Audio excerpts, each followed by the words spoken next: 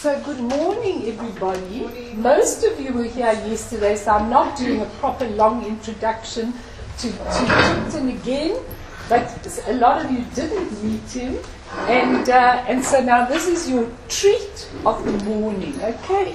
Such a pleasure to get rid of me and have him in my place, okay? And we are so overjoyed, and something I didn't tell in the introduction yesterday was, of looking at Ekon Rinpoche working through him, was your Scarborough Centre. Yeah. You know, I mean, he was teaching corporates or something in Scarborough in the UK, and then he saw this derelict building there, and he, with Rinpoche's eyes, he looked at this building, and in 1 minute got them to actually donate it to him, providing he got £500,000 to renovate it, which he did. Okay, why I'm telling you this story is, so now he's got this magnificent centre in Scarborough. We're definitely going to go as a group, right? And we'll get Lamieshi to go there as well. That would be lovely. Yeah. A group retreat with Lamieshi. Yeah. Oh, that's a good idea. Come on. Yes. To really open it, South African Fabulous. group, Rainbow Randburg Centre. Rainbow retreat. and so he took it, renovated it, and I promise you, you're going to see the most incredible centre there. So it's so exciting because, you know, it's another centre, you know, in London. The London centre is very big, and I'm just amazed. And that's the kind of work that Ekon Rinpoche does through his beloved disciple, who's now his friend, I'm sure. And so it's really like having Ekon Rinpoche here by having him. So that's what I said yesterday. Welcome. This is mostly my Monday morning group, so you can hit them with everything deep in the Dharma. Okay. What kind of hitting? That kind of hitting? that or whatever it takes. Just get them to enlightenment. That's all. Good morning. Good morning. Let's start with some prayers and then a few moments of meditation. Oye Palen Zave Lama Rinpoche Dage Chiwo Pede Ten Shulai Garin Chenpo Kone Jisun Te Kusun Tuchi Sahe Soe Sanje Chudan Soji Chonam Lai Chancho Padu Dani Chapsun Che Dage Jinzo Jipe Ndrola Benje Sanje Drupa Shoy Sanje Chudan Soji Chonam Lai Chancho Badu Dani Chapsun Dage Jinzo Jipe Sonam Je Drola Penje Sanje Drupa Shoy Sanje Chudan Soji Chonam Lai Chancho Badu Dani Chapsun Dage Jinzo Jipe Sonam Je Drola Pinche Sanje Dropa Shoy Sim Chen Tam Che Dewa Dan Dewe Judan Demba Juji Dona Dan Dona Che Judan Trawa Juji Dona Mepe Dewa Damba Min Trawa Juji Nirin Chadan Hidan Trawe Tanyo Jembola Nepa Chuchi.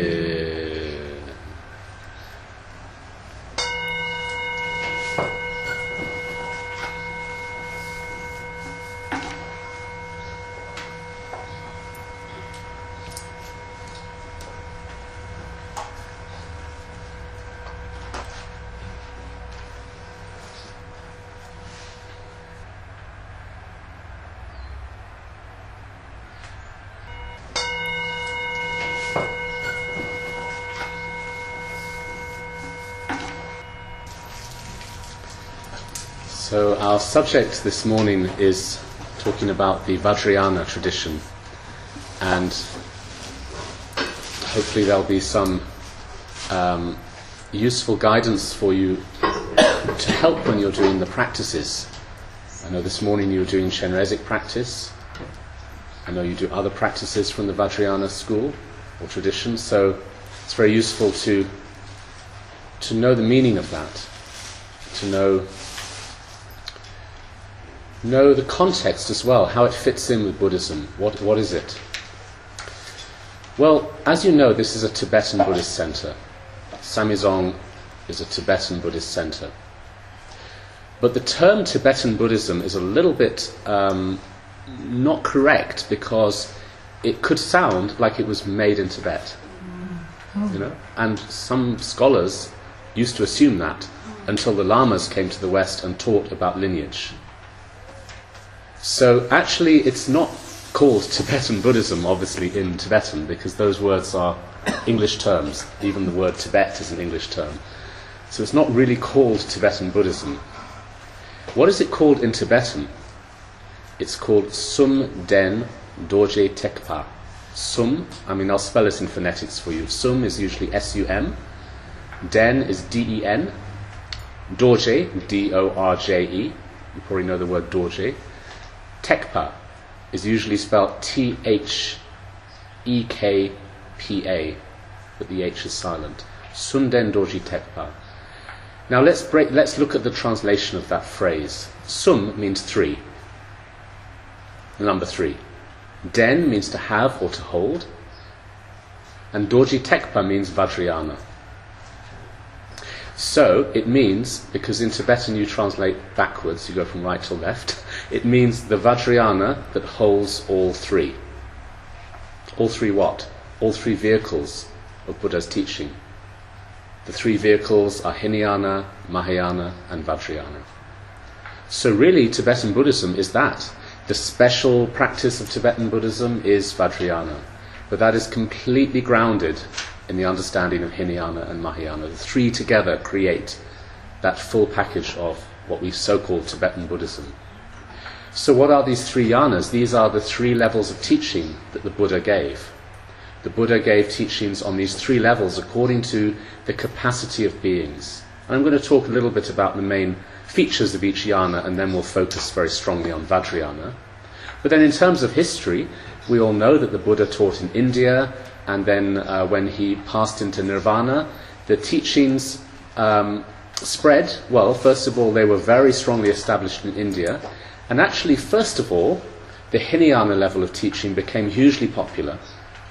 And then a bit later in history, there was a time when the Mahayana teaching became very popular. It doesn't mean that the Mahayana had disappeared, it was just practiced more secretly. And then after a while it became so popular there were big Mahayana monasteries like Nalanda. Have any of you been to Bodh Gaya? There's the ruins of Nalanda Monastery, very important monastery near there. And then a bit later the Vajrayana became incredibly widespread. Up until then it had been more secret. And then of course it spread to other countries. Buddhism spread to other countries. And it spread to places such as Sri Lanka, Thailand, Burma, and of course Tibet, and other places too. Tibet is above India. You know the map, India is like a kind of V shape, and Tibet is like a hat lying across the top. What that means is a very interesting thing. It means that because all of Tibet is sort of equal distance from the different parts of North India, there was a lot of toing and froing of lamas. So teachers from different parts of India would travel into Tibet to take teachings there, to take the teachings up there, and teachers or translators, practitioners from different parts of Tibet would come down into India to receive teachings. So that's why there was a very complete transmission of all the levels of Buddha's teaching. Also, very particularly, because the one who really brought Buddhism to Tibet was the Guru Rinpoche, Guru Padmasambhava. Guru Rinpoche was referred to as the second Buddha, in that when the Buddha taught, in one of his sutras he said, in 12 years after I leave this world, somebody even more powerful than myself will appear, and his role will be to propagate the Tantra or the Vajrayana. And that's what happened. Guru Rinpoche emerged miraculously from a lotus flower in an area quite close to Afghanistan, and then became incredibly important and prolific in spreading the Vajrayana, particularly later on to Tibet. So those are two major reasons why Tibetan Buddhism is as it is. It has this complete transmission through the geography, and also Guru Rinpoche particularly exposed Tibet to the Vajrayana. But the Vajrayana is not something in isolation. It's the highest, most esoteric teaching of the Buddha, but it's always explained that this is resting on a very pure basis of all the other teachings. In fact, the previous Kalu Rinpoche was really important in bringing Buddhism to the West, Tibetan Buddhism to the West. He gave a very simple example for this. He said it's like a good cup of tea. If you have a cup of tea, you have the tea in the cup, and the cup rests upon a saucer. You have these three elements. The tea represents the Vajrayana, the cup represents the Mahayana, and the saucer represents the Hinayana. So what does that mean? It means you can't drink tea without a container. You can't drink tea without anything to hold it in, otherwise it's just a big mess. So the tea, the nectar of Vajrayana is contained within the vessel of Mahayana, which is compassion. Mahayana is all about compassion. So the Vajrayana teachings are held within that Mahayana understanding of compassion, emptiness, and Buddha nature. And within that, then one practices the profound techniques of Vajrayana. But that vessel, that teacup of the Mahayana, is stabilized by the foundation of pure ethical conduct, which is Hinayana. So that keeps the cup stable. So do you see how clever that analogy is? The unity of all three. And Guru Rinpoche himself, have we got any pictures of Guru Rinpoche? We must do. Yes, of course. Guru Rinpoche himself, in his appearance, represents the unity of the three yanas because of the clothes he wears. And these are the two statues on the shrine behind you. Oh, yes.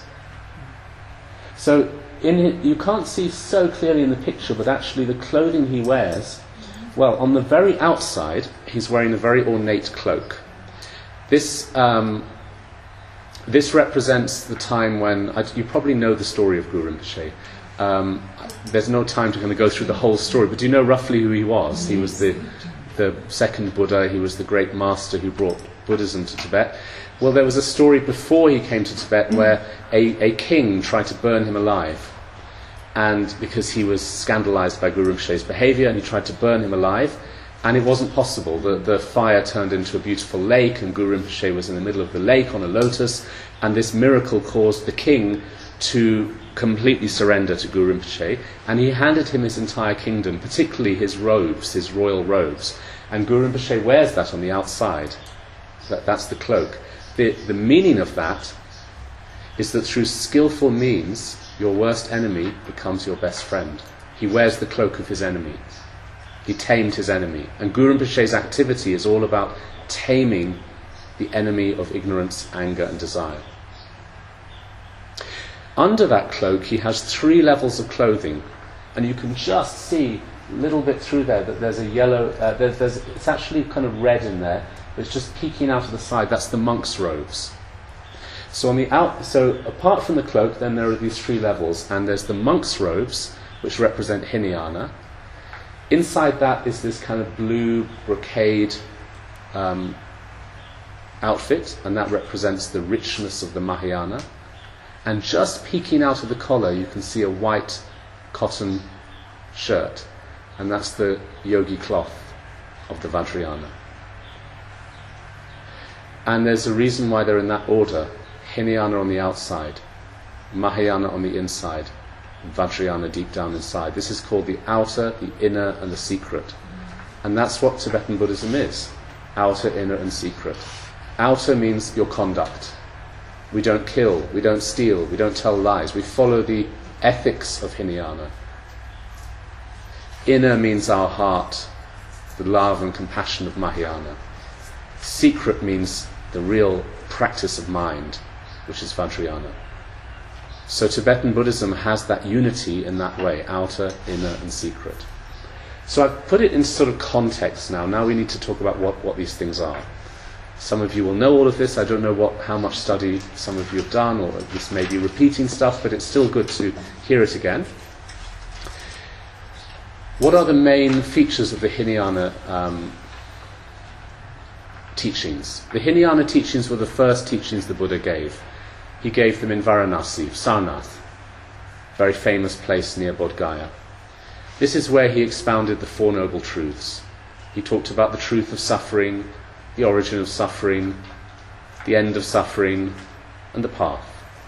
That's the basis of Hinayana training, and all Buddhist training for that matter.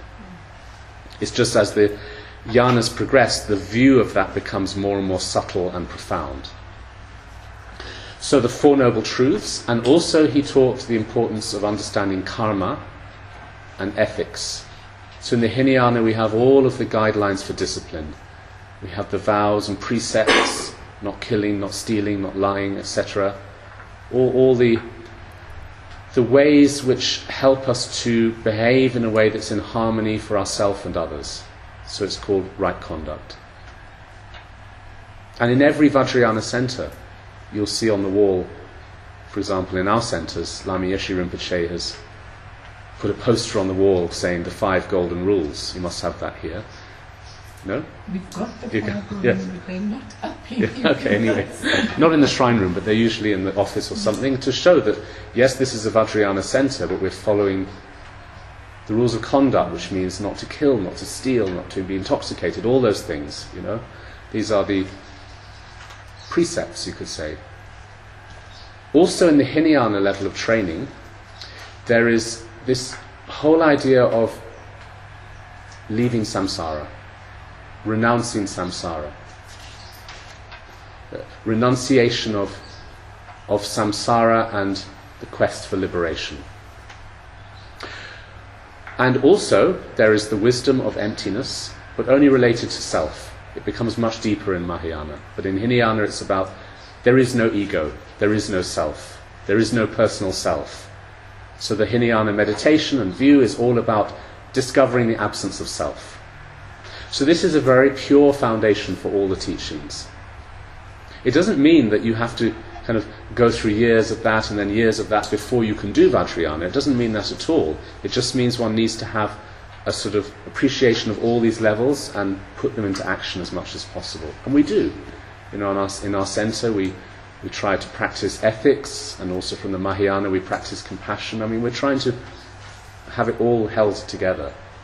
So, Hinayana is about right conduct, karma, renunciation, ethics, the wisdom of non-self, and many other things, but those are the main features of that foundation of teachings, and that keeps everything stable. And this is very important, because some people might try to jump to the Vajrayana, in which you read things such as there is no pure or impure, there is no right and wrong, and that's because it's talking from the point of view of emptiness. And because that person may not be appreciating the Hinayana, they might think, well, I can just go and do what I want, because everything's empty. They could go and kill and steal and do negative actions and just call it crazy wisdom. And that could be incredibly harmful. Do you see what I mean? So you have to have and compassion as well from the Mahayana has to be there, so that the conduct in Vajrayana may be unconventional, but it's based in that truth of understanding love, compassion and ethics. So anyway, so the Hinayana has that foundational aspect to it. Then on top of that we're building the Mahayana. Mahayana is the greater vehicle. Yana means vehicle, the practice. Hina means smaller and Maha means greater. Why is it greater? Why do we call Maha great? Why is Mahayana greater? It's greater in terms of several factors. It's greater in terms of view. It's greater in terms of motivation. It's greater in terms of practice. And it's greater in terms of result. Vajrayana is actually part of the Mahayana. So we're going to build on that in a minute. But what is the Mahayana? What are these 4 greatnesses? Greater in terms of view. What that means is that in the Mahayana, the view is deeper It's not just about the emptiness of subject or self, but the emptiness of all phenomena. So that's where the Buddha taught things like the Heart Sutra, that everything is empty and yet manifesting simultaneously. So he taught about the emptiness of all things, and yet he explained it's not a void, nothing, gaping black hole, but it's the unity of appearance and emptiness. And this becomes enormously important in Vajrayana, and you'll see why when I talk about that in a minute. Then in the deeper aspect of Mahayana, the kind of higher stages of Mahayana, the Buddha introduced the whole notion of Buddha nature, that our mind ultimately is Buddha. That emptiness has a quality which is the clarity aspect of mind, which is Buddha nature.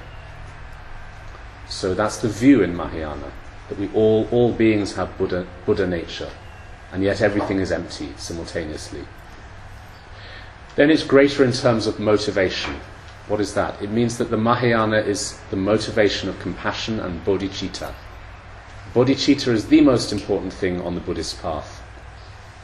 It's the wish to bring all beings to enlightenment. So it's not a sense of selfish enlightenment. There is no possibility of selfish enlightenment anyway.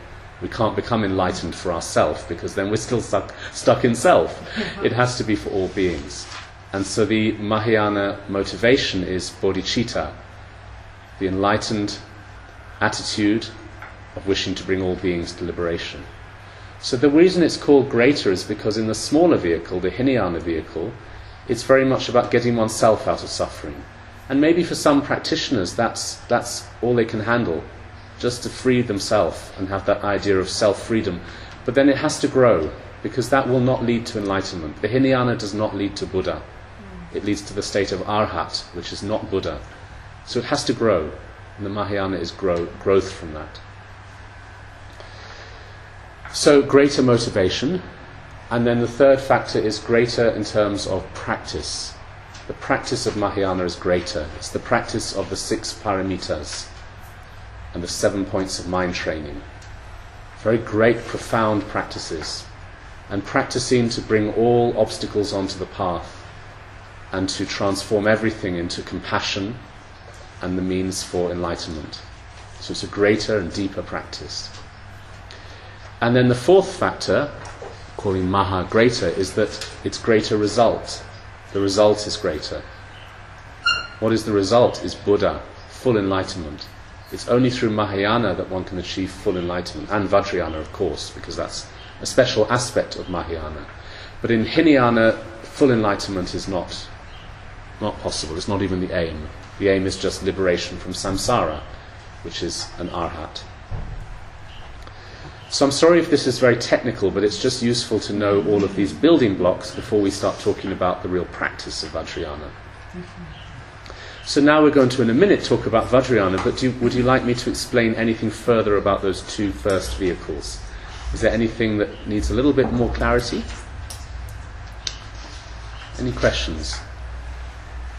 Don't ever feel shy about asking a question. Don't ever think, oh, maybe it's a silly question. Just ask it, because your question may benefit everyone else in the room. Very much. This is your chance. So Does it kind of make sense? Yeah. Is there any parts of it you'd like me to elaborate on? Yes? Can I ask you about the value of emotion in the practices going from the Hinayana into the... That's what I'm coming to. So It's a perfect question, because it leads me to my next subject, which is Vajrayana, but we're going to talk about emotions, absolutely. Yes? Just the people that practice the Hinayana, for example, how do you feel about Mahayana and Vajrayana? They ignore completely the... They don't have any real idea of it. It's they're in the level they're at, and that's enough for them. And that's a very valuable thing for some people. I understand, but I mean, if you're in that thing, there's a greater vehicle, Well, they don't even perceive that there is one. Oh, okay, so they ignore Mahayana. Yeah. Not all of them, but some of them. Anything else? Okay, so Vajrayana is the most profound aspect of Buddha's teaching. He gave this later in his life, these teachings, and to the few who were ready. And you've got to think about this, because when people hear this teaching about the three vehicles, they often get frightened and think, oh my goodness, we've got to go back to the beginning. But one has to trust one's karma. Why are we following Tibetan Buddhism? We must have the karma to practice Vajrayana. You know what I mean? So we don't need to feel overwhelmed by this whole idea of the three vehicles. We need to realize that we are where we are because we're ready, but we need to keep remembering these foundations. That is very important. So anyway, the Vajrayana is the most esoteric, most profound. It's the secret teachings of Tantra, Vajrayana, Mantrayana. It has many names. So it is actually part of Mahayana.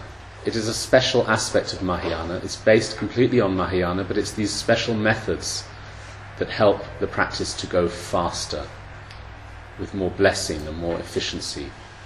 Faster not in terms of feeling speedy, but in terms of faster results. So the main feature of Vajrayana is that it contains methods to realize the pure essence of everything, that everything is ultimately pure. Now this is introduced in Mahayana, in that the Buddha said all beings have Buddha nature, but in the Vajrayana it becomes a very direct path of identifying with that Buddha nature from the beginning. That's why we visualize ourselves as deities, simply because we need to identify with the Buddha essence. So one of the words for Vajrayana is Tantra. And Tantra, in Tibetan, is this word Ju. And this word Ju means a continuous presence, or continuation, or continuity. What that refers to is the continuous nature of Buddha that is within our mind, unbroken, unchanged. And the Vajrayana methods are all techniques for identifying with that and manifesting that, working on that potential. So that's why we practice deities. There are many styles of Vajrayana practice, but one of the most well-known is deity yoga, or deity meditation. And you see all these paintings on the wall, that's what they are. These aren't gods, these aren't goddesses, these are the deities that we meditate on, who are inseparable from our mind. So Chenrezig, Tara, you have Medicine Buddha there, you have other ones. So what is that? Even calling it deity is a little bit misleading because it sounds like a deity in the sky. It's the natural divinity of mind. The natural divinity of mind. And we meditate on those divine forms in order to connect to our essence. And for that reason, well, and other reasons, Vajrayana is called the result vehicle. The result vehicle. Or taking the result as the path. Because what you do is you practice the result. You are Guru Rinpoche, you are Chenrezig, you sit and practice that. But now here's the point. Here's a really important point. If that were done without the understanding of the previous yanas, it could be a disaster. Think about it. You are Guru Rinpoche, you are Chenrezig, kind of super ego. Do you know what I mean? You're just swapping one sort of ugly form for a more beautiful form. And so it's not, because in the Mahayana it's explained that everything is empty. There is no self. In Hinayana there is no self. In Mahayana there is no self or other. And there is Buddha within the mind. So within the understanding of all of that, then one could practice a deity and not think, well, this is me being the king or queen of the universe. You see how important it is to have that unity of understanding. But yes, we practice deities in Vajrayana, which means we are connecting with mind. The Tibetan term for this style of practice is yidam. Yidam means mind link or mind connection. It means that you are connecting with your true mind. Normally we connect with our false mind. with the mind of poison, neurosis. And the Vajrayana teaches that all of that poison is actually essentially wisdom. It's not to be abandoned. In the lower vehicles, there's a sense of abandoning the poison. In the Vajrayana, it's about seeing that actually what we are, in its essence, is pure. And that's why we meditate on ourselves as a deity. Now there's an interesting parable to illustrate this, and this answers your question about emotions. In this parable, or metaphor, you have a poisoned tree on a path. You heard this example? There's a path going through a forest, and in the middle of the path grows a poisoned bush. There are three types of people who would deal with that in different ways. The first type of person is walking down the path, sees this poisoned bush, knows that it is dangerous and that it will create suffering, it's poison, so they will just walk around it, carry on the path. That represents the Hinayana approach. The poison bush represents the emotions, or the negative mind poisons. The Hinayana practitioner is the path of letting go. So you let go of that. You're not going to go there. It's harming us. It's creating suffering. So walk around the poison bush. Doesn't mean denying it. It means recognizing it and not getting sucked in by it. The second type of person has a kind of deeper knowledge. This is a person who's walking down the road, down the path, sees the poison bush, and knows how to pluck the berries and through alchemy turn them into medicine. This is called the path of transformation, or Mahayana. Because the Mahayana path is to take the emotion and use it to transform it into compassion and wisdom. So the poison is transformed, it's used, just like the person takes the berries and uses alchemy to make them into medicine. That's the path of transformation, or Mahayana. The third type of person is the Vajrayana yogi, or yogini. They walk down the path, they see the poison bush, they jump into it and they sit in the middle of it and meditate in it. Because the Vajrayana person has the understanding that the essence of the poison is total wisdom. There is nothing to transform, there's nothing to abandon, nothing to transform. It's all just about seeing it for what it is. So that's the deepest path of Vajrayana. So there are many methods in Vajrayana for doing that. There are the practices of the deities. There are the meditations on Mahamudra and Dzogchen. There are the practices of working on the inner subtle body through the yogas, the 6 yogas of Naropa. There are many different methods. But the one I'm going to talk about is deity practice. That's the most commonly practiced, and it's the one beginners start with, but it's not just a beginner's thing. People practice deities all the way to enlightenment.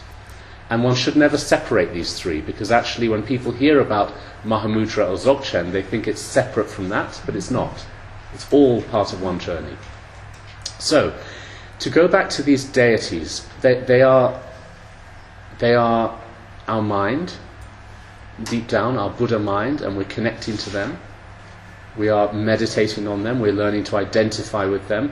This is about seeing the essential purity in everything, because our body, speech and mind are ultimately the deity. So we rest in that, and we try to perceive the whole universe as the realm of the deity. That's called pure appearances, or pure perception. This is to help us to correct our accumulated misunderstanding of projecting samsara all the time. Samsara is just a projection, it's not a real place. None of this is real, it's a projection. But how are we going to understand that? Through practicing the deity, we will be practicing methods that will help us to understand that. Because we are, instead of perceiving samsara, we're learning to perceive everything as pure. So this is all to do with modes of perception, or ways of perceiving. The Buddha explained this in a famous example when he said, imagine a piece of water. Imagine you're a person standing at the edge of a lake. What is that to you? It's a lake. But what if you were a fish inside the lake? What about a fish swimming around in the lake? How does that fish perceive the lake? It's not water, it's not a lake, it's air. It's the air that it breathes. So, who's right? I mean, the human being says it's a lake. What if they could have a conversation, human being and fish? The human being says it's a lake, the fish says, don't be crazy, it's not the lake, it's the whole universe. It's air, I'm breathing this air. Who's right? Are either of them correct? The Buddha said no. They are just perceiving alternate realities according to their conditioning. He even talked about other types of beings, hell beings, spirits, gods, all experiencing that lake in different ways. So there is really no lake, it's just alternate dreams. So this is how samsara is that we are manifesting our realities according to our conditioning. The deity practices are incredibly skillful, because what they do is they use that projection idea in a very pure way. Instead of creating samsara, which is a reflection of our ego mind, our neurosis mind, we instead create the deity and the world of the deity, which is a manifestation of our true mind. So we're learning to use our creative faculty in the right way. Creativity in Buddhism is a very deep term. It doesn't refer only to art and music and creative arts. It's actually talking about how we create reality through our thoughts. So Vajrayana uses that in a very profound way by creating the deity. This leads me to a very interesting point, which people struggle with a lot. So let's try and iron this out. We're practicing these deities. We're told these aren't gods or goddesses sitting on clouds. They are our mind. But then the obvious question comes up. Well, why do you pray to them? Sounds like they are outside you. Why are you praying to them? Why do you believe you can receive blessing from them? You're kind of relating to them as if they are sitting on clouds in the sky. So that sounds like a total contradiction, but it isn't. Because we talk about the inner deity and the outer deity. They're the same thing. The inner deity means actually Chenrezig is, let's talk about it in the context of Chenrezig. Chenrezig is our mind. The outer deity means that Chenrezig can manifest in any way, and we can pray to that and receive blessing from that. But that doesn't mean it's separate from us. In the same way that the whole world is a projection of our mind, and we have a dualistic interaction with our mind projections, we could have a dualistic interaction with our Buddha nature in terms of projecting a deity and praying to it, and it's as real as this world is real. It's as real as this house, but this house isn't real. Do you see what I mean? It sounds like a paradox, but it's very important to know this, because otherwise one gets really confused about the prayers and the idea of blessing, and one thinks, well, hang on, this is now veering into a kind of God-type situation, but it's not. It's all inseparable. So that's really useful to consider and think about. I'm going to say more, but let's just pause now and reflect. Do you have any questions? Yes? So, coming to deity, the inner deity and the outer deity, it's always said that I've read and heard, when you're angry or when you're jealous, it's somehow the jealousy in you that you're connecting with. I'm trying to put the way we relate to deity and Chenrezig to the negativity or mind poison somehow being reflected outside. Okay, say more about that.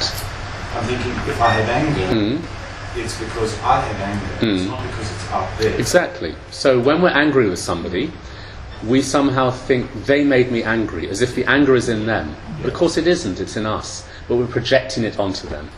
We project our anger out. And similarly, we project everything out. Everything we perceive is a projection of our mind. We're dualistically split all the time. So the deity is working within that also. But at the end of deity practices, you always dissolve the deity into yourself and become one, to remind yourself there is no separation. Do you have more to say about that? It's almost like You mentioned prayer. We pray Yes. to the deity Yes. outside, but the prayer is somehow relating the deity in me, Chinese in me, with the Chinese that I see Yeah. and that I create. But then Well, I have a view of myself Yeah. that almost prays to anger and relates to anger through constant connection. Yeah, you could say that. Prayer is a kind of purified version of projection. Yeah. Yeah. But also, let's just pick up on one thing you said, which is that you create the deity. Yes, we do, but there's also a sense that the deity is all around us, whether we create it or not. Because, yes, you could say we're creating our samsara, but we're not having to, check it's all there. Do you know what I mean?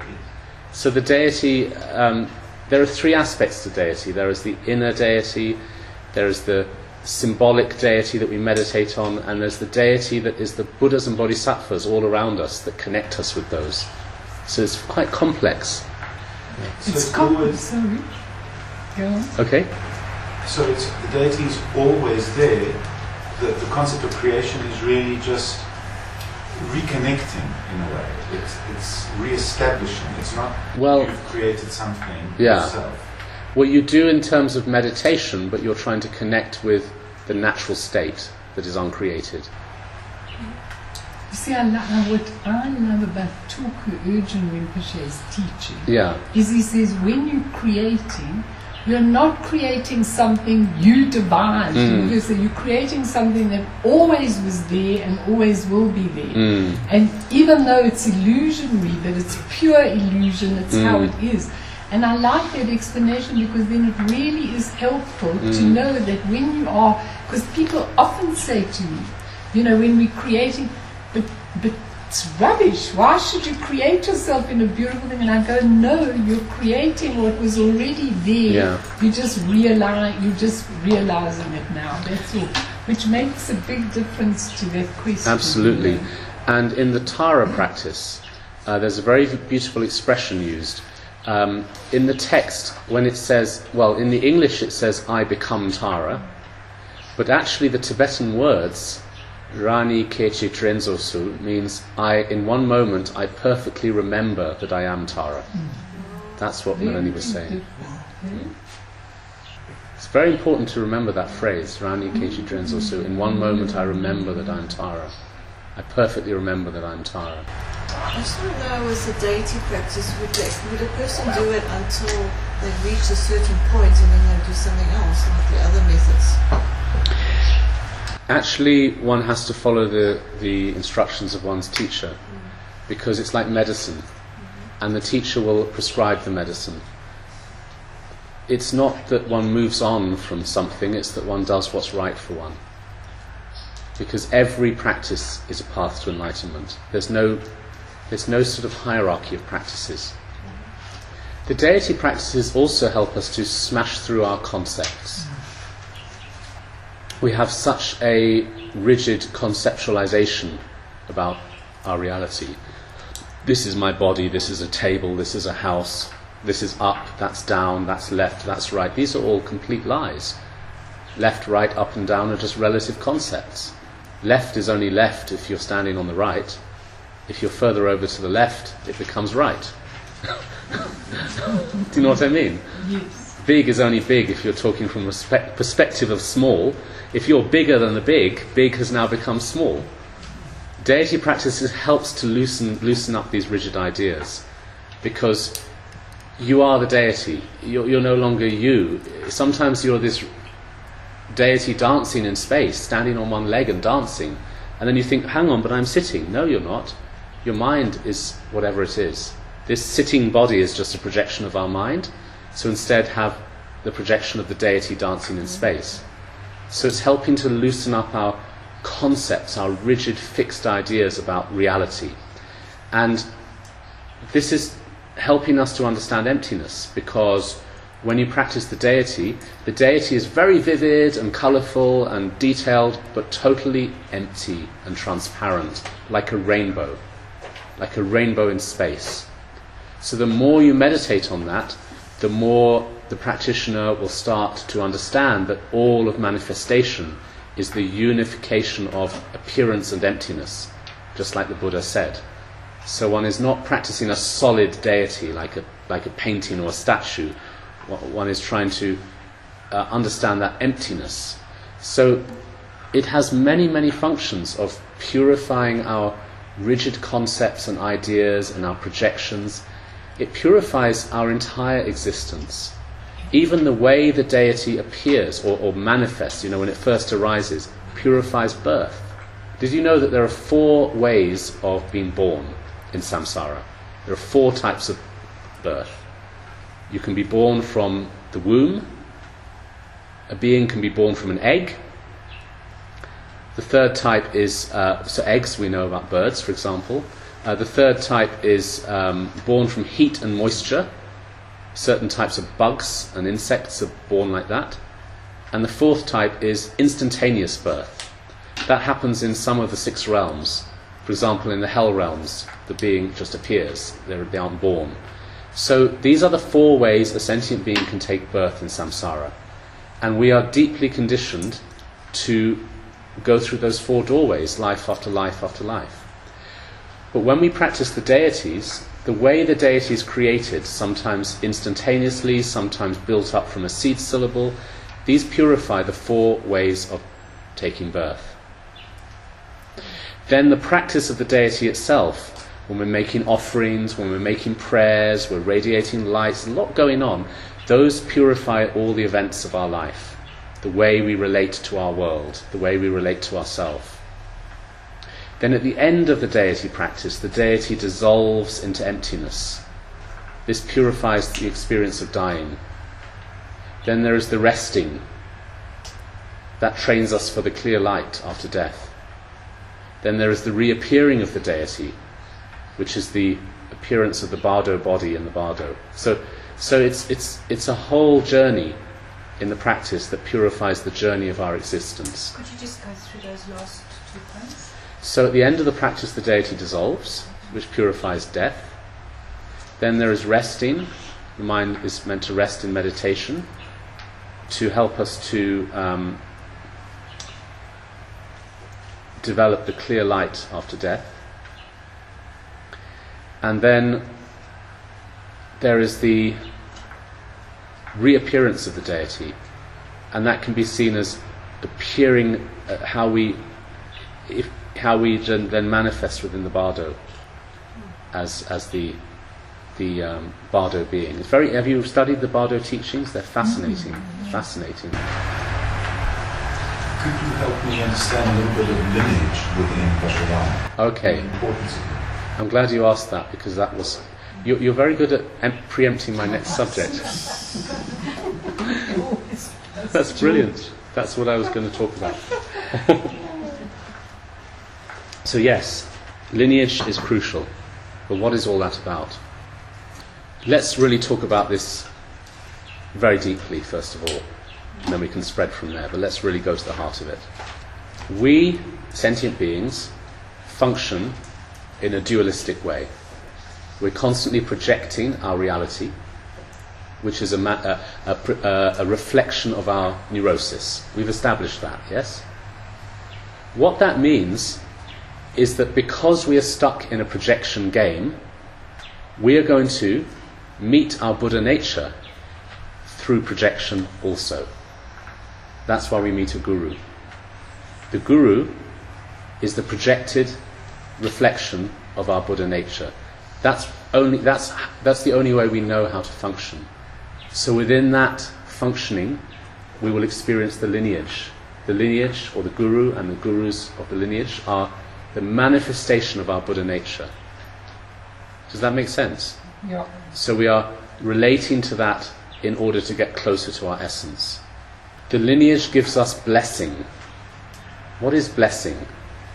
We tend to think of blessing as when a lama puts their hand on your head and then your legs buckle under you and you feel all wobbly. That's not really it.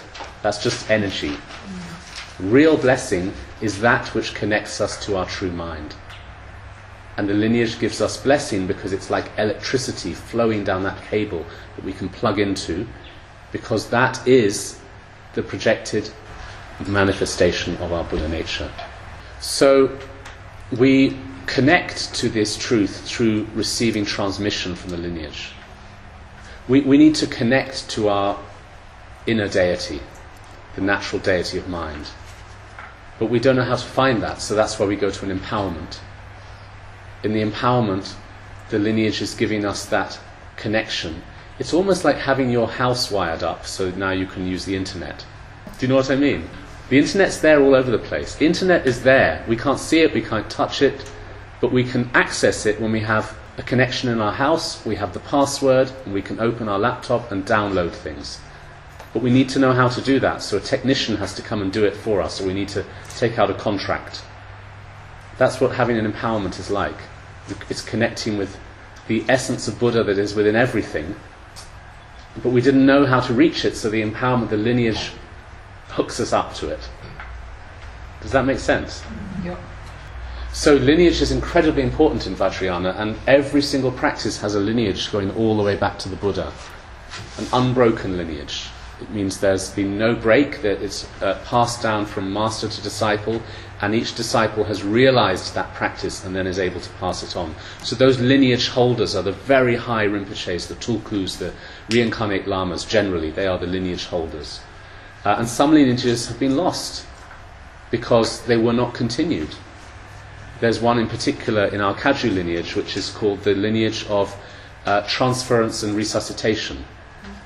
Do you know about transference, Hoa? Transferring the consciousness to a pure realm after death? Well, Marpa, the guru of Milarepa in the 10th century in Tibet, held a lineage for transference and resuscitation, which means that the practitioner, when they're dying, can transfer their consciousness into a corpse and reanimate the corpse and then carry on in that body.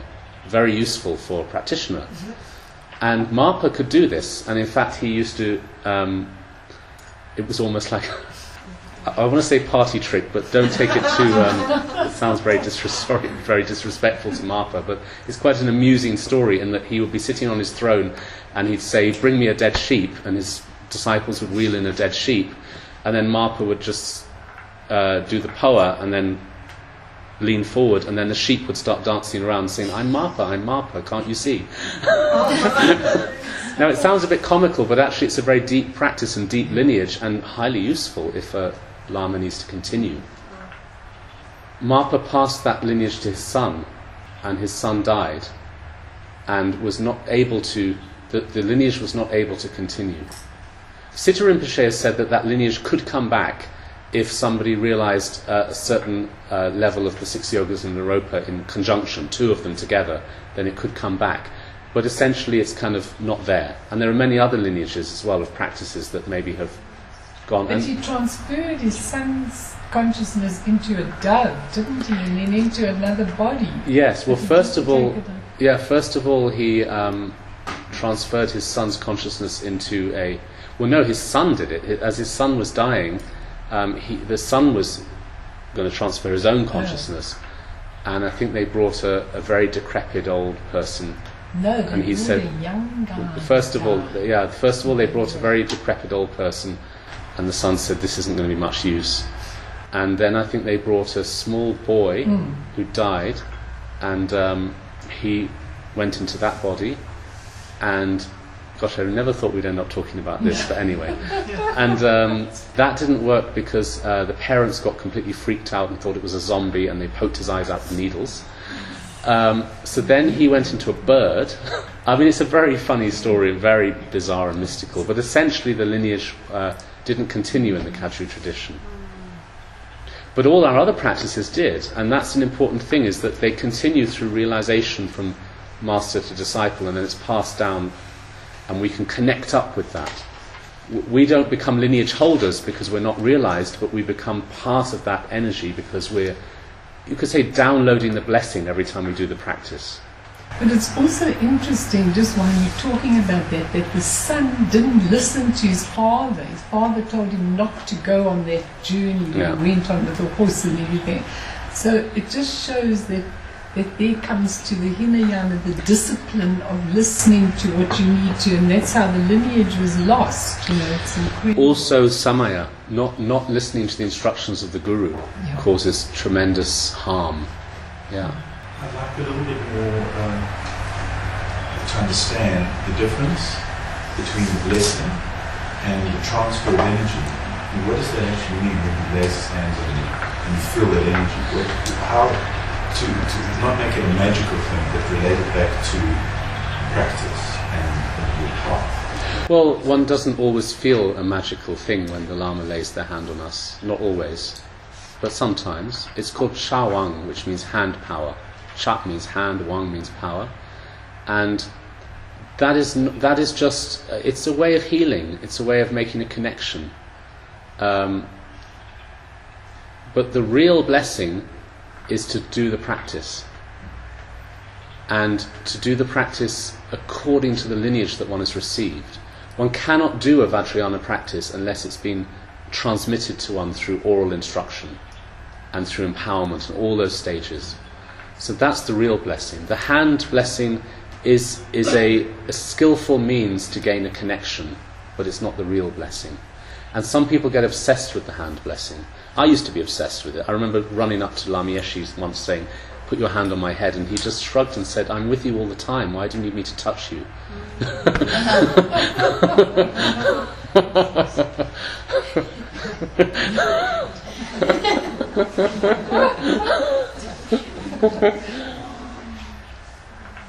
But it is a very beautiful thing and a way of gaining connection, and of course people go for blessings and one is encouraged to, but don't think that's it. That's just making the connection.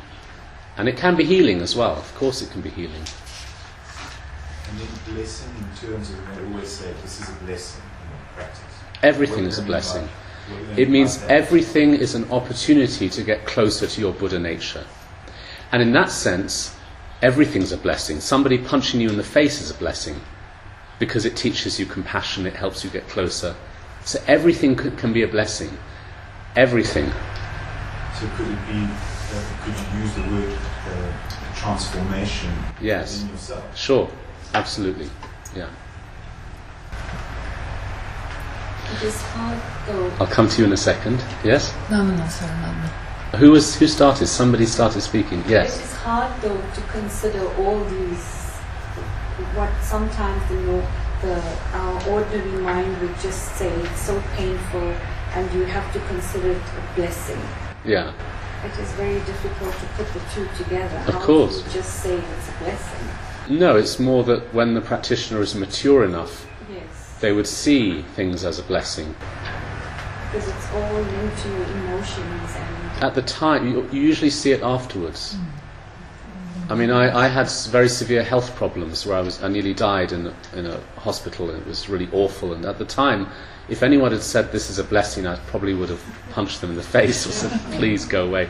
At the time, it did not feel like a blessing, but it was the hugest blessing imaginable, and I understood that afterwards. Yes, it does take a lot of Sure. time. Just A real practitioner would know it at the time. I'm not ready for that, but afterwards one sees it. You had a question. With same taste, in the end, ultimately, all lineages are the same. What do you mean? There's no space between emptiness and lineage. They are. Can you explain what you mean by that? She's just been doing a long retreat, you see. So she's in that space. Where did you do your retreat? We have a meditation centre at home, Okay, and I did it at home. fantastic. And not having finances to go elsewhere to do it. Well, that's great. And it worked very well. Great. I still did cooking and still Great. looked after the family. Great. It was just in silence, and the family respected that. Great.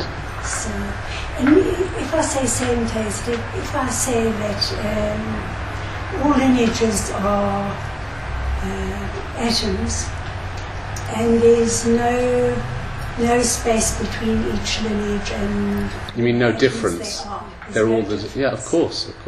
So they're all in the same ultimate. Of course, and they all come from Buddha anyway. And they all lead to the same thing. Of course, absolutely. But we tend to practice one lineage simply because we want to get in one boat to cross the river. But there are other boats on the river. They're all crossing the river too. We could wave at them and say, see you at the other side. But if you put one foot in one boat, one foot in another boat, the boats drift in a separate direction, you fall in.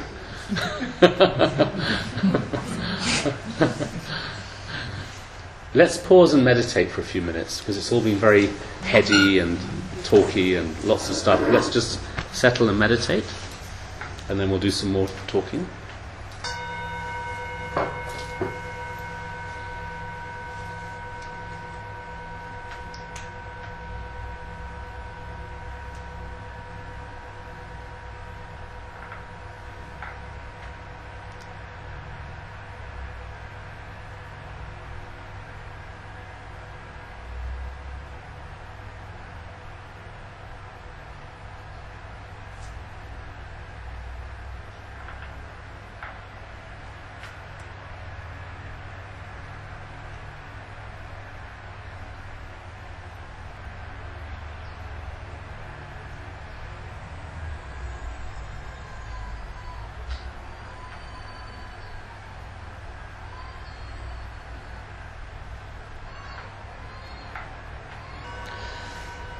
So we still have another 45 minutes, so I'm going to teach some more, but if any of you are feeling tired legs or need to stand up and stretch, then please do.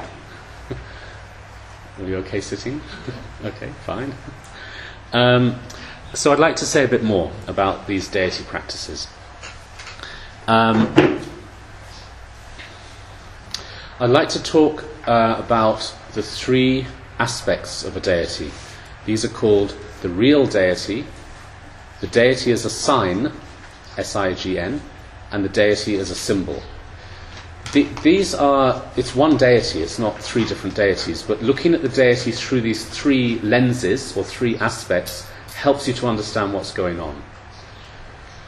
So, yes? Can you repeat the three aspects?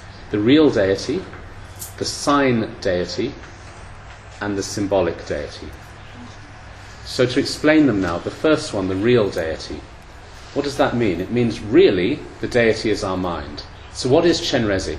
Chenrezig is the natural, unlimited, enlightened compassion within our hearts, within our minds.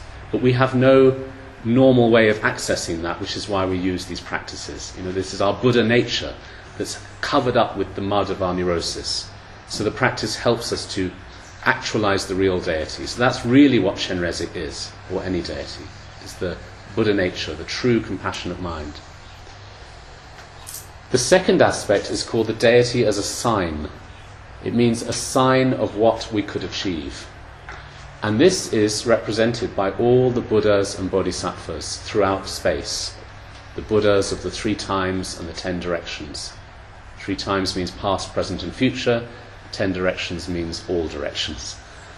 So the idea is that this is the Chenrezig as all the Buddhas and Bodhisattvas, the sign of what a person can achieve. And we pray to them. So how does that work? It means that we have this real deity within us, but we can't connect with that.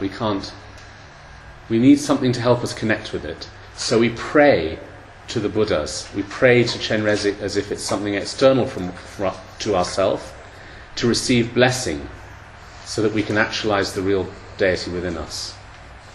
But then we need a third thing, because the real deity within us is so hidden. The Buddhas and Bodhisattvas, we can't see them, we can't touch them, we don't know where they are, so we need a way of connecting.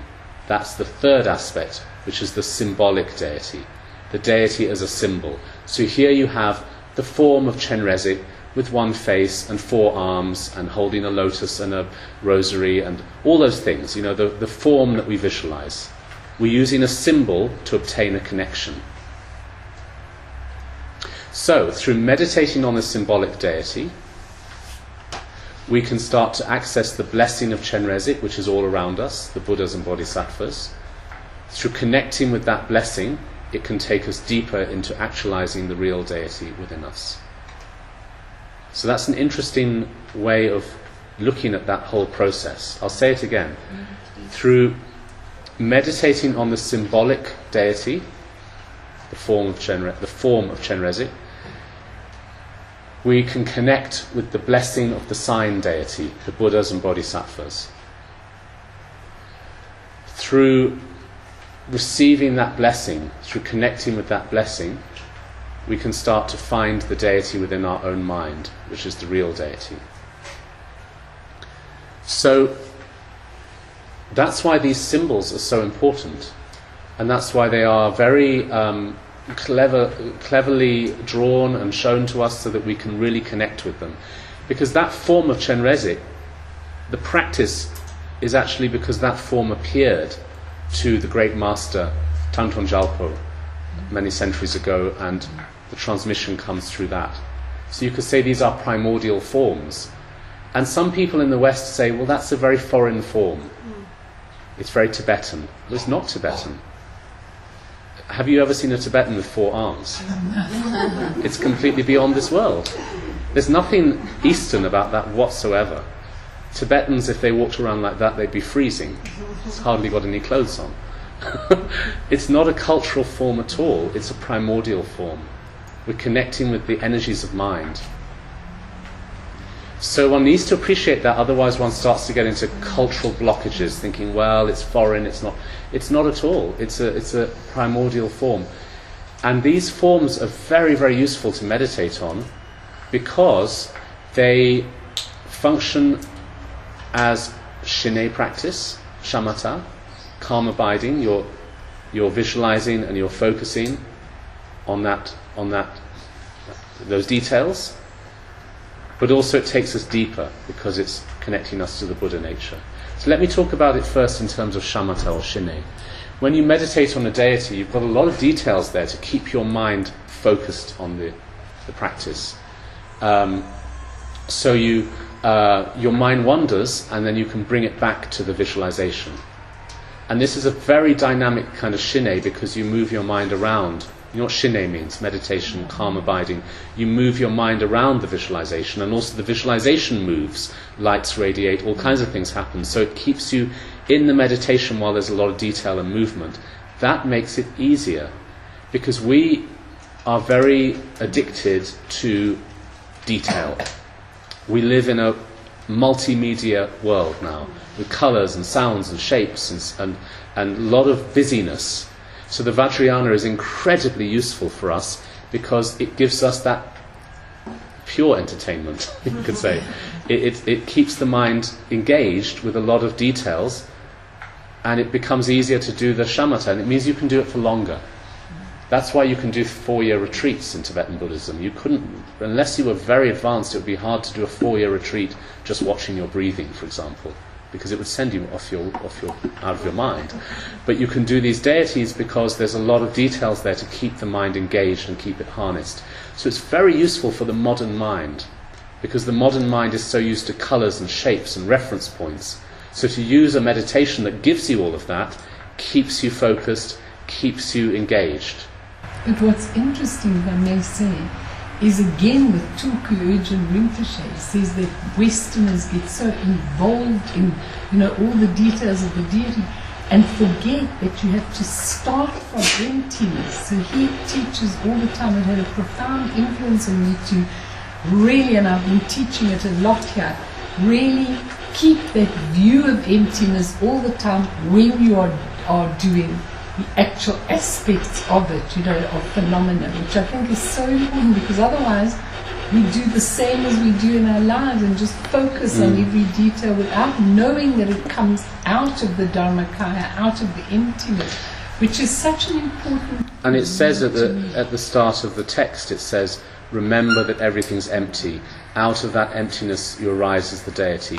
When you are the deity, you are empty yet appearing. The deity is not solid. Exactly. At the end of the practice, the deity dissolves back into the emptiness. So that's very, very important. Otherwise, it's just a solid thing.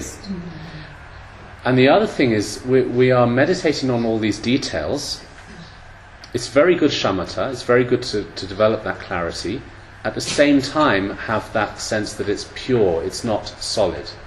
And also, you have to know that what you're meditating on has great meaning. Otherwise you might think, well, if it's just about shamatha, why don't I just visualize a horse or a table? But I'm visualizing Chenrezig, there's something else there. So you start to understand the meaning of what you're visualizing. Chenrezig's 4 arms symbolize the 4 immeasurables: love, compassion, joy, equanimity. Everything, his white color, his face, his hands, what he holds, every single thing symbolizes something. And when you understand these, then it means you're connecting to those pure qualities of mind. So there are actually 3 elements required to do a deity practice very well. One is that clarity, which means all the details of the visualization are there. And that's very hard to do unless you learn it. Some people struggle with this. They do these deity practices every day or regularly, and they just feel it's a kind of vague shape, and let's just hope that that's Chenrezig. But that's not meditation. Meditation involves clarity. And the way to do that is to actually study a picture and really learn those details, so that when you do the meditation, you can be super relaxed. Now, why is this? It's because when you are visualizing something that you're not used to, you are straining the mind to remember what it looks like. And when you strain the mind, it burns out the memory centers. I mean, they've shown this in laboratories. The part of your brain which relates to memory is called the hippocampus. The hippocampus gets burned out by stress. That's why people go blank in exams. So similarly, doing the deity practice, you're suddenly having to visualize this weird thing, this Chenrezig or Guru Rinpoche. It's not a normal thing you see every day. So the mind starts straining to remember what it looks like. As soon as you strain, you can't visualize. So you've shot yourself in the foot. There's a famous Tibetan poem that illustrates this. It says, when I try and think about my guru or the deity, I can't do it. But when I think about my girlfriend, I can't get her out of my head. And that poem, that saying, is saying what it is. It's that if you are very familiar with something, you can't stop thinking about it. So we need to become really familiar with the deity through studying the image, and maybe having many sessions where you have the image in front of you and you study it and then recreate it mentally. And then maybe alternate between a picture and your visualization so that you're learning it. There is some homework required in these practices. You can't just kind of show up at the puja and expect it to go well. You have to break it down at home and look at it and study it, and then it can start to have meaning. Otherwise it will always feel like you're outside the practice. It's an alien thing to you. Everyone else is chanting and you're sitting there thinking, what are we doing? But if you really study it and understand it, then it can start to become easier, because really to visualize well, the mind needs to be very relaxed, like a lake. When a lake is still, you can see the reflection of the moon in the lake. So we need that relaxation, and the only way to achieve that is through being very familiar. Some people say they can't visualize. They struggle to visualize. It's because they don't know what visualization is. You know, people think you're using your eyes. You're not. It's just your mind. Some people say to me, I can't visualize, and then I would say to them, tell me what color your bedroom walls are. And they'll say they're white. I'll say, well, you just visualized them. How else did you tell me? Or tell me what color your car is. Then you have an image in your head of a red car or a blue car or a green car, and then you say it's red, blue or green. That's what visualization is. We have an image in our mind, but the meditation aspect is that we're maintaining that image. And not only that, it's an image of great purity, so we're going deeper into the view of mind. Okay, so the clarity aspect is the first thing. The second thing is called mindfulness of purity. Be mindful of purity. And this is what Melanie was talking about, which is, don't just visualize this thing and think it's real and solid. Have that mindfulness that this is empty and yet appearing. So basically, the technical way to do this is just make sure the visualization is very transparent, and that you have this kind of background faith in the idea that it's all arising from emptiness, it's existing within emptiness, it's dissolving back into emptiness. A second aspect of this teaching of mindfulness of purity is to also be mindful of all the meanings of the deity. Why does Chenrezig hold that? Why has he got 4 arms? Why has he got this shape? Or why is he sitting like that? Because when you know those meanings, it doesn't mean that in your session you're making a list in your head, this means this, that means that. It doesn't mean that. It means because you've studied those meanings in great depth, then when you're doing the meditation, your mind will automatically connect to those qualities. Do you know what I mean? It's like this. You see this watch. This watch is a very cheap watch from Argos. Do you have Argos here? Argos is our real kind of bargain basement go-to shop in England where you just buy a cheap old watch. So this is just cheap rubbish watch from Argos. Now supposing this very watch, it hasn't, but supposing this had been given to me by my dear departed grandmother, then to me it's no longer just a cheap rubbish watch, it's something I will never let go of. And when I touch the watch and look at the watch, I feel my grandmother. It doesn't mean that I have to actively think this is my grandmother's watch. It's just that I naturally feel my grandmother when I touch the watch. Yeah. That's not the case. This isn't my grandmother's watch, but imagine so. That's what I'm talking about here with the symbolism of the deity. You're not sitting there thinking 4 arms mean the 4 immeasurables, 1 face means this. You're not thinking like that. It's because you've studied that a lot, you've connected with it. Then when you're doing the visualization, your mind is naturally connecting with those qualities which are your Buddha nature. They are the deeper aspect of your mind.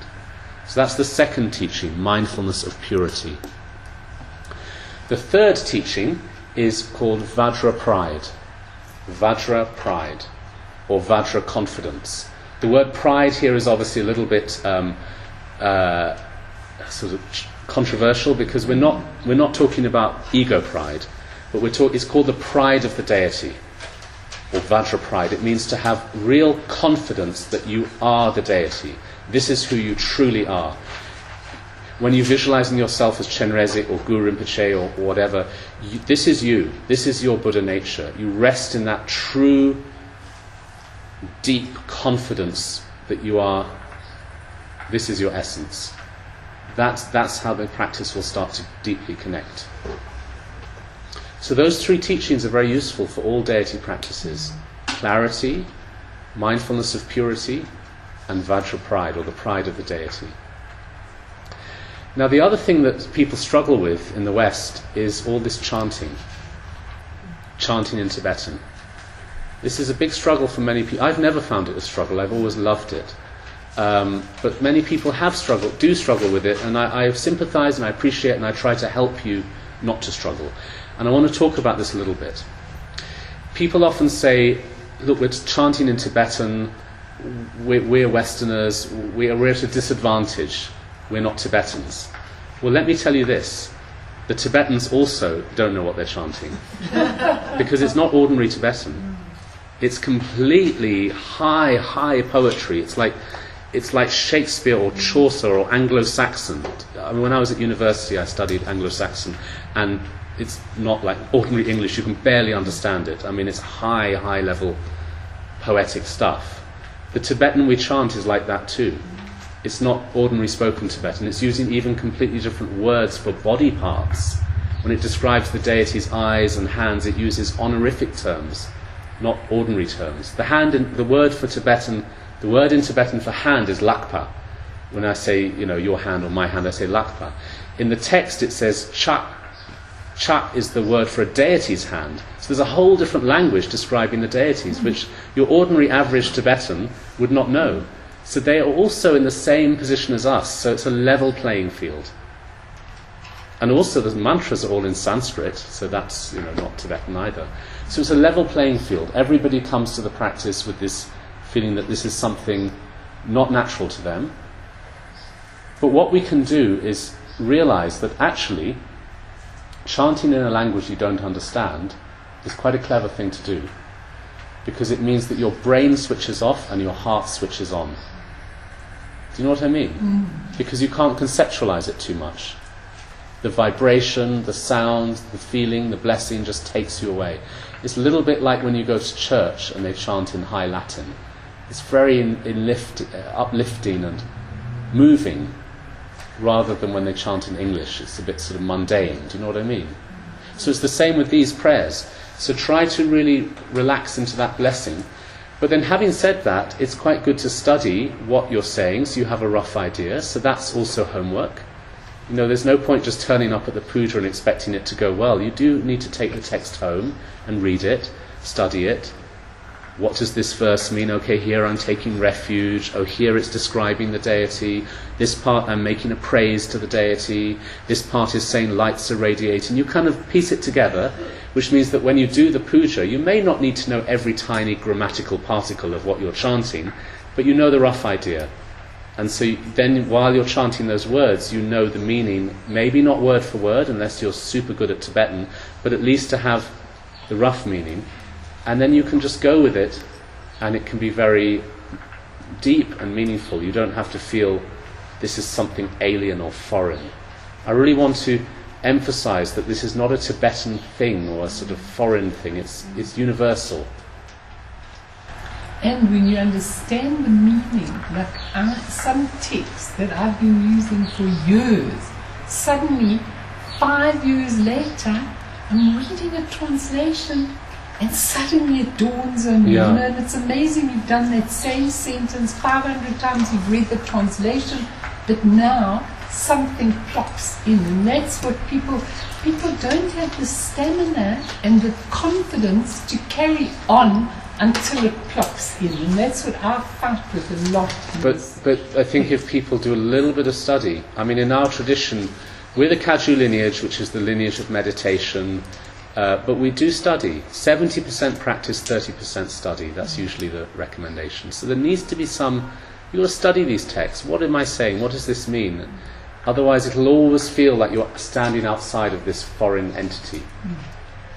But let me also say this. We're chanting in this strange language, we're doing these strange visualizations. Actually, we do that kind of thing all the time in our life. When you get a new phone, you have to learn its language. You have to learn its features. But you're willing to persevere because you want to use the phone. Technology is just like that. When you have a computer, you have to learn this bizarre language to make it work. So we are doing that all the time. So in the practice, it's the same. The practice is very deep technology. And you have to know the language of that technology to access it. So a little bit of study is like reading the manual of your new computer or your new dishwasher or whatever it is. You try to understand how it works, and then you can do it.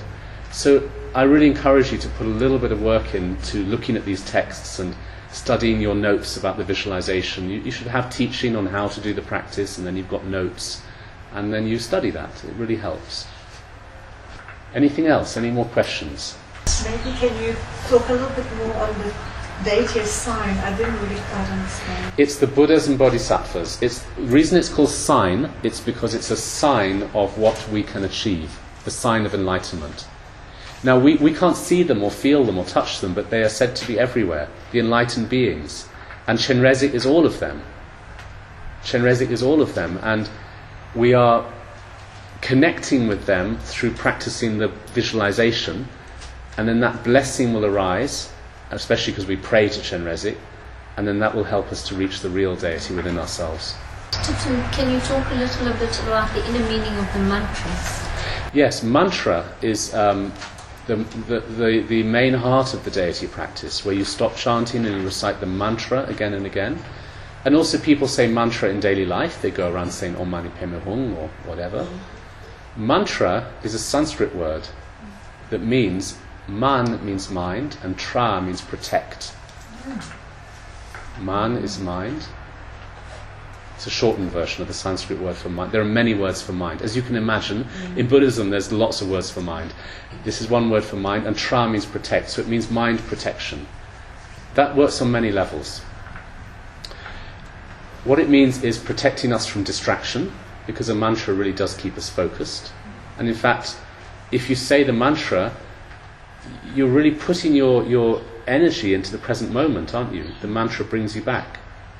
But then on a deeper level, protecting the mind from negativity and defilement. It's deep protection to keep us closer to our Buddha nature. It's linking us in. And what are the mantras? The mantras are the deities expressed as sound. So the mantra is the same as the deity, it's the sound manifestation of the deity. So when we recite the mantra, we are being that deity in the form of sound. It's very healing and transforming. The mantras are not written by ordinary people, they're only written by bodhisattvas of the highest levels, I think above the 8th bhumi or something, the 8th level, very high level bodhisattvas compose these mantras. So they're not ordinary syllables, they're sacred syllables. And when you recite them, you are connecting with the sacredness of reality, the sacred essence of everything. And Taisitu has written quite a few in English now, do you know? Has he? Really? How interesting. And they're very interesting. But it still sounds funny when I do them. It still sounds funny to my mouth. But he's got like an English one for Manjushri, he's got an English one. Yeah, lots of English ones. He can do that. He's a 10th level bodhisattva. Yeah. So it's amazing. I'll show you them. Okay. So very Great. interesting. Any more questions? Then we'll stop. I think it's been an interesting session. We've studied a lot, but maybe there's a lot of lot to think about. But slowly you can start to think about it. You have a question? Yeah, I just wanted to ask how long each day should we practice? How long? What do you mean? Well, What length the session should be? yeah. So, can you give me an example? No, not really. I'm not sure. People are working and they're saying, well, how long should they practice each day? Oh, I see. Well, if you're doing if you're doing a deity practice, Yes. you have to go through the whole text. So it takes as long as it takes to get through the whole text. And then the bit that's variable is how long you spend on the mantras. So, for example, were you here for Chenrezig practice this morning? Okay, do you know Chenrezig practice? So you know that there's a bit of chanting, and then the mantra is the main thing. That's up to you. Do you go once round your mala? Do you do 100? Do you do 300? How long do you do according to your own time? Now, the question, how long should we practice? Well, I mean, as much as possible. It's not, oh, well, if you just do this amount, you'll be all right. It doesn't work like that.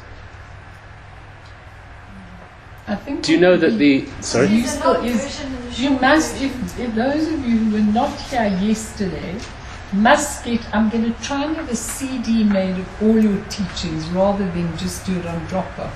But I really advise you to get it because Thubten really gave a lot of stuff yesterday which would have answered that about bringing the practice into your daily life, which is one of the most important things. But he covered all of that yesterday, so it's up to you to get the tape now if you didn't come. And I think that you covered a lot of that, bringing it in moments into your daily practice, he covered yesterday. So it's important those that weren't here get that tape. But I'm going to try and have a CD of all your teachings this time. Do you have a question? Yeah, I'll just really following on a thought on that. Would you use the mantras for some of you, what you refer to as your micro moments? Yes. That's the Vajrayana mindfulness. You know, using mantras, you're walking around, as you're driving your car, you're stuck in traffic, you're getting angry, say Om Mani Padme Hum. Or the neighbours start playing rock music or mowing their garden. Perceive it as the sound of mantra. In many texts it says the entire universe is vibrating with the mantra like the buzzing of a bee or beehive. So when you hear sounds you don't like, transform that aversion into this is the sound of mantra. Yeah, use it as Vajrayana mindfulness moments throughout the day. That's very important. Anything else? Okay, well let's stop there, and I hope it sort of made sense. It was a little bit all over the place. So I was trying to piece lots of ideas together. Just take it step by step. It sounds pretty mind-blowing, but if you start just by learning these practices and doing them. And when I first learned these deity practices, I didn't have a clue what was going on, but it was a great feeling. And that's something to start with, and then you start learning more, and you go into the visualization more, and you build it. It's not... Practice means practice. It doesn't mean perfect, okay? Yeah? So just keep doing it, and don't stress about it. I think that's important. Okay, thank you. O sonam diye tamshe zipani tone ni pe janam pamshene shela nashi bala dropaye sipe soli drowa sho. Thank you.